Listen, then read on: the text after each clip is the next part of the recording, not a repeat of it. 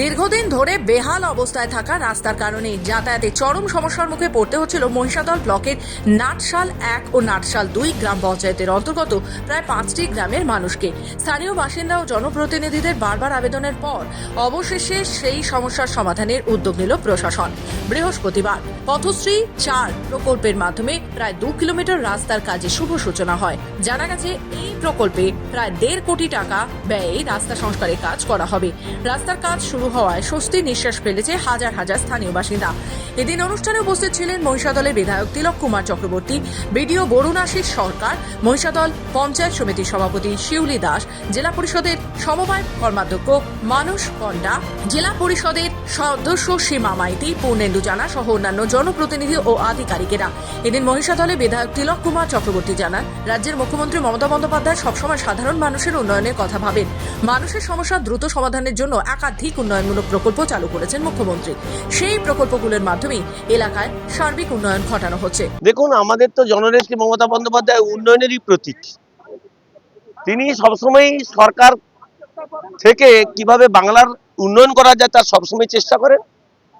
এই পথশ্রী রাস্তাশ্রী খোরের মধ্য দিয়ে প্রায় 20,000 কিলোমিটার রাস্তার সূচনা করেছে।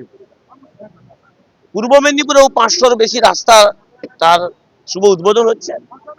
মহিষাদল ব্লকে এর আগে আমরা 2টি রাস্তার সূচনা করেছি। আবার আজকের একটি রাস্তা যেটা 2 কিলোমিটার দীর্ঘ, প্রায় 1,29 লক্ষ টাকা ব্যয়ে এই রাস্তার কাজের সূচনা হলো।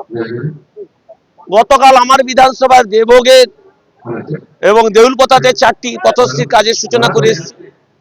তো সারা রাজ্য জুড়ে উন্নয়নে কেন্দ্র সরকার টাকা আটকে রাখার পরেও মমতা বন্দ্যোপাধ্যায়ের উন্নয়নকে কোনোভাবে খাটো করা যায়নি বা স্তব্ধ করা যায়নি।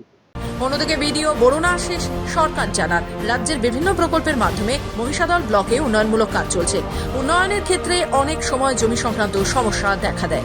এলাকার বৃহত্তর স্বার্থে সাধারণ মানুষ এগিয়ে এলে আরো উন্নয়ন সম্ভব হবে। আমরা বিভিন্ন সময় যখন সরকারি রাস্তা করতে যাই, তখন দেখা যায় যে যখন কিছু কিছু রাইতের সম্পত্তির উপর দিয়ে যাচ্ছে অল্প কিছু, তারা এগিয়ে আসছে না, তার ফলে আমাদের রাস্তাগুলো খুব সরু হয়ে যাচ্ছে। এই জন্য আমার আবেদন ছিল এলাকাবাসীর কাছে, যখন রাস্তা হবে আপনাদের স্বার্থে যদি রাস্তা চওড়া হয় তাহলে আপনারা ভবিষ্যতে আপনারাই ব্যবহার করতে পারবেন। এই আবেদন তাদের কাছে রাখা হলো। রাস্তার কাজ শুরু হওয়া ইতিমধ্যে স্থানীয়দের মধ্যে স্বস্তি দেখা দিয়েছে। স্থানীয় বাসিন্দাদের মতে এই রাস্তা তৈরি হলে যাতায়াতের সমস্যা দূর হবে এবং সামাজিক উন্নয়নে নতুন গতি পাবে। পূর্ব মেদিনীপুর থেকে নিজস্ব প্রতিনিধি রিপোর্ট, খবর বাংলা।